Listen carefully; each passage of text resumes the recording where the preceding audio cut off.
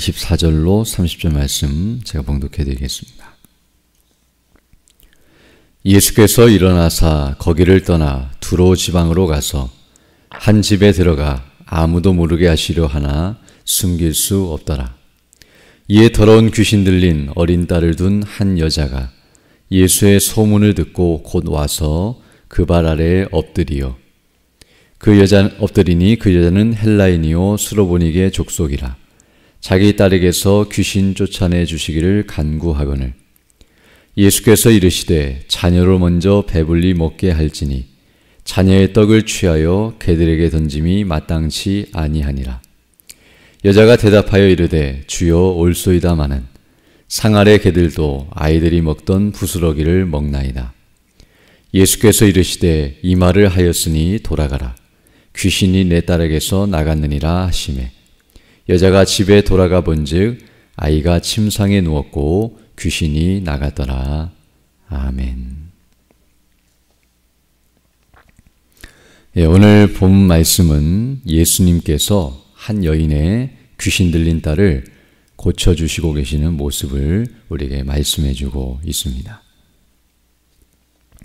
먼저 오늘 본문 24절을 보게 되면 이렇게 말씀하고 있는데요.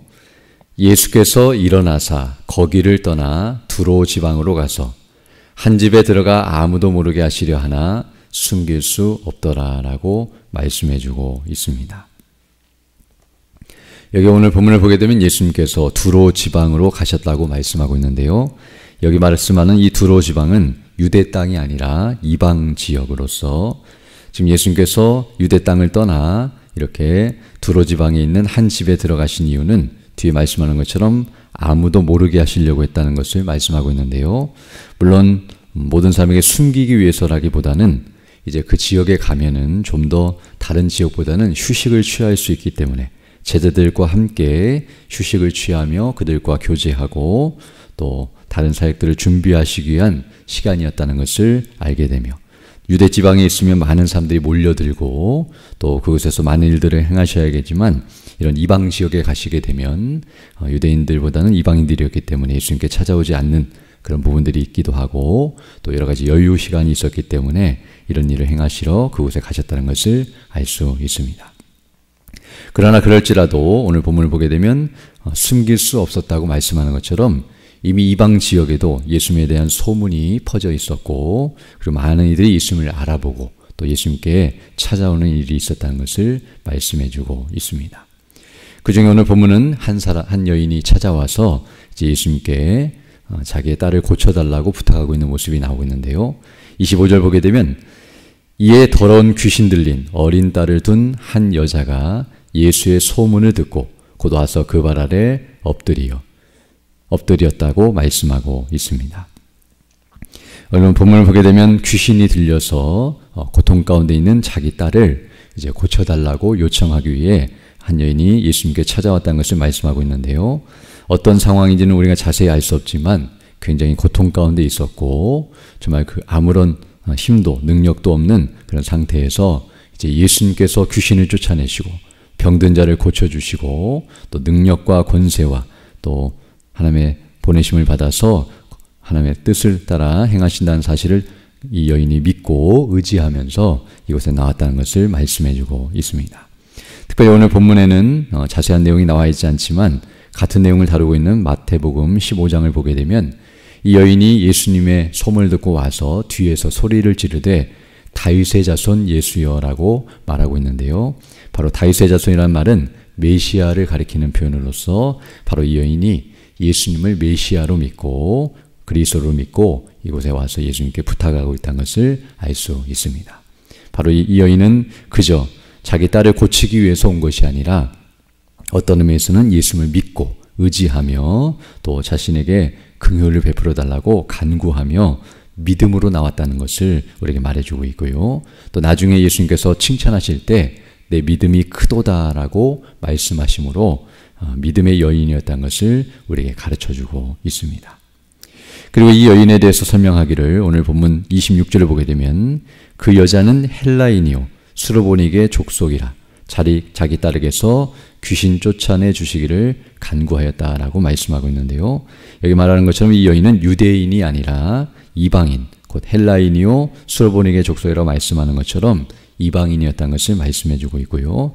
물론 이방 지역이 있었기 때문에 이방인이라고 할 수 있겠지만 당시 이방 지역에 유대인들도 살고 있었고 유대인이 찾아올 수도 있었지만 그러나 이 여인은 그렇지 않았다는 것을 우리에게 말씀해주고 있습니다.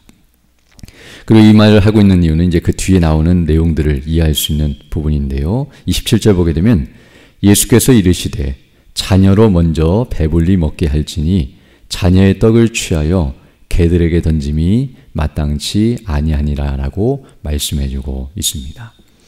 오늘 본문에는 자세히 나와 있지 않지만 마태복음을 보게 되면 이 여인이 처음에는 뒤에서 예수님께 가까이 오지 못하고 그저 살려달라고 또 이렇게 자기 어린 딸을 고쳐달라고 계속 소리를 지르자 제자들이 너무 시끄럽게 한다고 보내달라고 계속 그 소리를 지르고 있는 모습을 보게 되고요. 예수님께서 잃어버린 백성, 곧 이스라엘 백성들을 위해서 오셨다고 말씀하시자 여인이 와서 이제 예수님께 부탁하게 되고 오늘 본문의 이 말씀처럼 예수님께서 자녀를 먼저 배불리 먹이는 것이 마땅하지 개들에게 던지는 것이 마땅치 않다라고 말씀하신 내용은 당시 유대인들은 이방인들을 개 취급하고 인간 취급하지 않았다는 것을 알게 되며 이것은 당시 그런 이방 유대인들의 생각들이었는데요. 어떤 면에서는 그런 유대인들의 입장에서 말씀하시는 것처럼 보여지기도 하고 또 이와 같이 이방인들에게 이런 은혜를 베푸는 것이 합당치 않은 것처럼 이렇게 말씀하시는 것처럼 보여집니다. 사실 오늘 여기 본문에서 자녀로 먼저 배불리 먹게 하고 자녀의 떡을 취하여 개들에게 던짐이 마땅치 아니하다는 이 말씀은 정말 충격적인 말씀이 아닐 수 없는데요. 앞에서 말씀인 것처럼 나름대로 예수님을 믿고 의지하며 그분께 나온 이 여인에게 이 말은 정말 받아들이기 힘든 말씀이 아닐 수 없었을 것입니다. 즉 체면을 생각지 아니하고 정말 예수님을 온전히 믿는 믿음으로 바르게 나왔음에도 불구하고 이렇게 이방인 취급당하고 또 개 취급당하듯이 무시를 당하고 거절을 받는 이 모습은 어떤 의미에서는 이 여인에게 있어서 그 믿음이 흔들릴 만큼 그리고 정말 예수님께 대해서 오해를 하거나 잘못된 마음을 가질 수 있는 그런 상황이 아닐 수 없을 것이며 또 이런 모습을 보이는 예수님을 볼 때에도 예수님께서 이런 말씀을 하셨다는 것이 정말 이상하게 여겨질 만한 모습일 수 있습니다.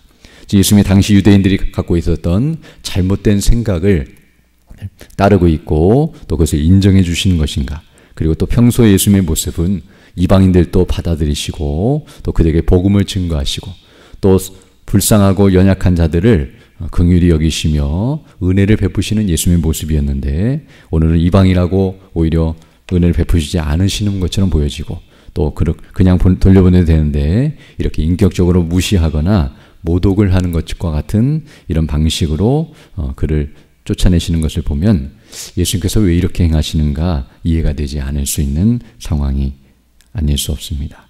그러나 우리가 이제 이 내용을 잘 이해해야 하는데요. 이렇게 한다 할지라도 오늘 본문을 보게 되면 28절에서 여자가 대답하여 이르되 주여 올소이다마는 상 아래 개들도 아이들이 먹던 부스러기를 먹나이다 라고 말씀한 것과 같이 이 여인은 이런 말을 들었음에도 불구하고 실망하거나 또는 화를 내거나 포기하면서 돌아가는 것이 아니라 오히려 더 주님 앞에 가까이 가고 엎드려 간구하며 정말 겸비되고 낮아진 모습으로 은혜와 긍휼을 구하고 있는 모습이 나타나고 있습니다. 그러자 예수님께서 29절로 30절 보게 되면 예수께서 이르시되 이 말을 하였으니 돌아가라. 귀신이 내 딸에게서 나갔느니라 하시매 여자가 집에 돌아가 본즉 아이가 침상에 누웠고 귀신이 나갔더라 라고 말씀해주고 있습니다.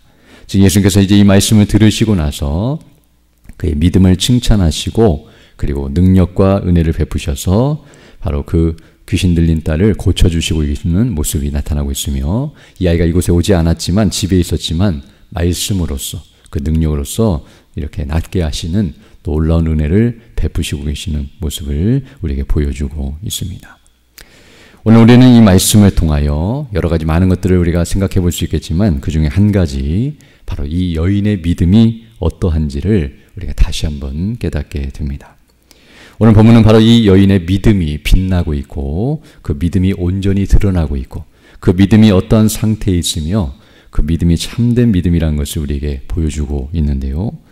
바로 이 여인의 믿음은 두 가지 사실, 곧 자신이 어떤 존재인지를 정확히 알고 믿고 있는 믿음이었으며 그리고 동시에 예수님이 어떠하신 분이신지를 바르게 믿고 확신하는 믿음이 있었다는 사실을 우리에게 가르쳐주고 있습니다.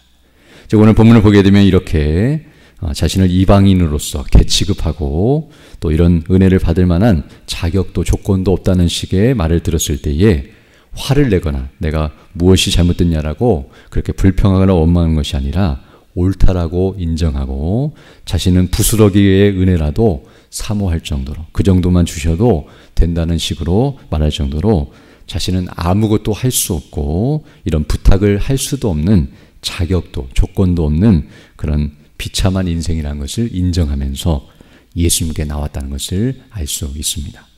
즉 자신의 자존심을 세우거나 자신이 뭔가 할 수 있다라는 식으로 나온 것이 아니라 자신은 예수님께 나올 수도 없고 이런 부탁도 할 수 없는 그런 존재라는 사실. 사실 이것은 이 여인뿐만 아니라 우리 모두가 마찬가지인데요.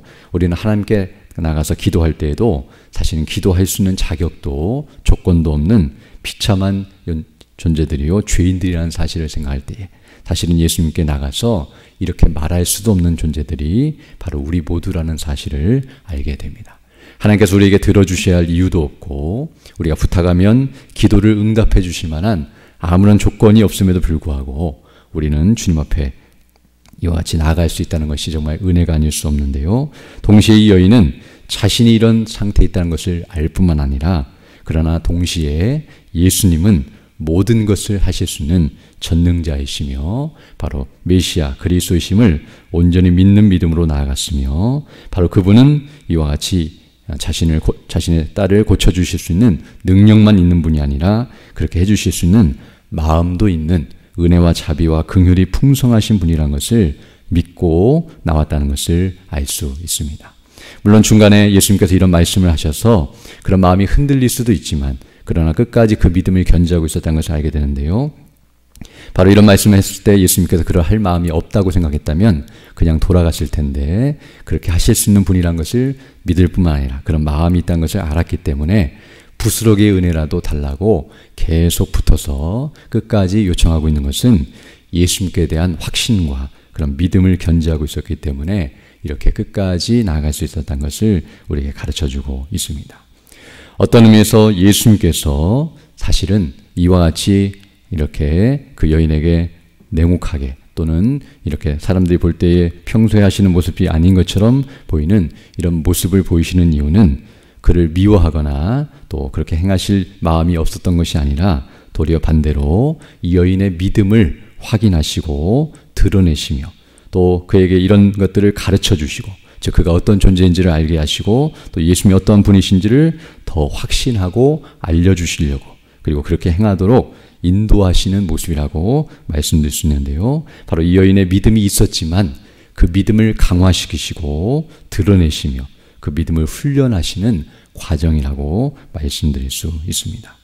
즉 이런 모습을 통해서 우리는 고난, 즉 어려움이 찾아오는 것은 어떤 의미에서는 그 믿음을 무너뜨리는 것이 아니라 그 믿음을 확인하고 점검하며 드러낼 수 있는 기회라는 것을 알게 되고요. 또 이런 어려움은 도리어 믿음이 성장하고 더 온전해질 수 있는 기회라는 것을 우리에게 가르쳐주고 있습니다.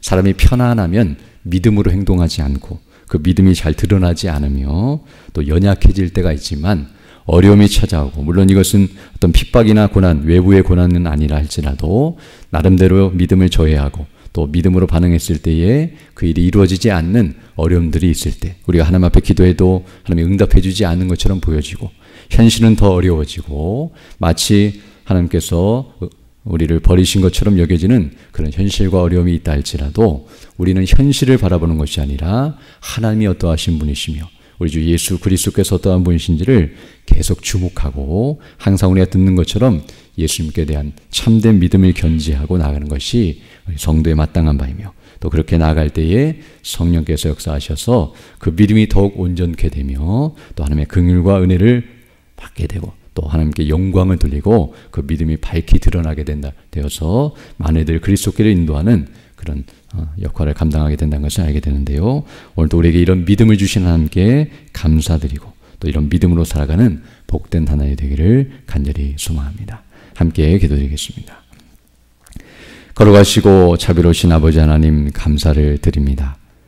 오늘도 하나님의 은혜 가운데 귀한 하루를 시작할 수 있도록 인도하여 주시고 또 하나님의 말씀을 통하여 우리에게 주신 믿음이 어떤 성격을 가지고 있고 또 우리가 어떤 믿음을 견지하며 이 땅을 살아가야 하는지 우리에게 다시 한번 가르쳐 주심을 감사드립니다.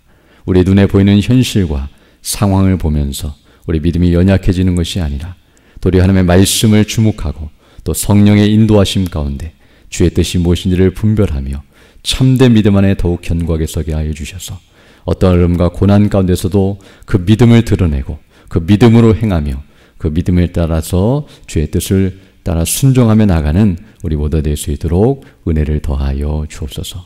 이 나라의 민족을 불쌍히 여겨주시고 긍휼히 여겨주셔서 복음으로 통일될 수 있도록 인도하여 주시며 또 우리 모든 주의 백성들이 믿음 안에 더욱 견고하게 서서 주무실 그날까지 복음을 증거하는 복된 나라로 계속 진행할 수 있도록 인도하여 주시며 또 평안하게 신앙생활하며 주의 사명을 바르게 감당할 수 있도록 이 나라의 모든 것들을 주장하시고 인도하여 주셔서 좀 하나님께 영광 돌리는 우리 모두 될 수 있도록 은혜를 더하여 주옵소서. 특별히 이 시간 또 기도할 때에도 주의 성령께서 함께 하사 믿음으로 간구하는 귀한 시간 될 수 있도록 인도하여 주시고 또 연약한 중에 있는 주 백성들 일일이 기억해 주시며 치료해 주시고 회복해 주셔서 더 강건한 모습으로 주의 일에 힘쓰는 믿음의 사람들 다 될 수 있도록 은혜를 더하여 주옵소서.